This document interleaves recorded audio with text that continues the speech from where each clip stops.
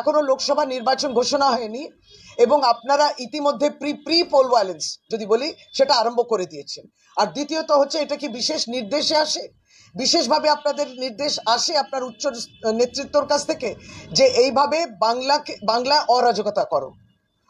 এই এই অত্যন্ত গুরুত্বপূর্ণ যে নন্দীগ্রামে যারা আহত হয়েছে দেখুন, তাদের বয়সগুলোও দেখুন।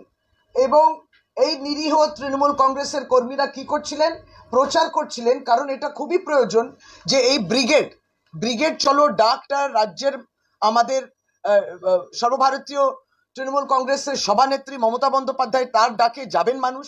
শুধু তাই নয়, আমাদের সাধারণ সম্পাদক জাতীয় national general secretary Shri Abhishek Bandyopadhyay ডাকে ব্রিগেড পৌঁছবেন সবাই। শুধু তৃণমূল কংগ্রেস পৌঁছবেন না, ইতিমধ্যে বিজেপি বুঝে গেছে যারা এইগুলো করছেন তারা বিশেষভাবে অনুমোদন নিয়েই করছেন কেন্দ্রের নেতৃত্বর কাছে। এটা আমাদের অভিযোগটা রইল বিশেষভাবে এইটা তুলে ধরার জন্যে যে বাংলাকে উত্তপ্ত করছে, বাংলাকে বিব্রত করছে এবং যেখানে পুলিশ কাজ করার চেষ্টা করছে সেখানে পুলিশকে বিব্রত করছে, হেনস্থা করছে এবং পশ্চিম বাংলাকে এমন দেখানোর চেষ্টা করছে। আজ কয়েক বছর ধরে আমরা দেখছি বিজেপি যে এই বিষয়ে পারদর্শী, এই বিষয়ে তারা যে বাংলাকে কালিমালিপ্ত করতে হবে, বাংলাকে বদনাম করতে হবে, এখানে আইন শৃঙ্খলা নেই, এই চিত্রটা তারা তুলে ধরতে চাইছেন।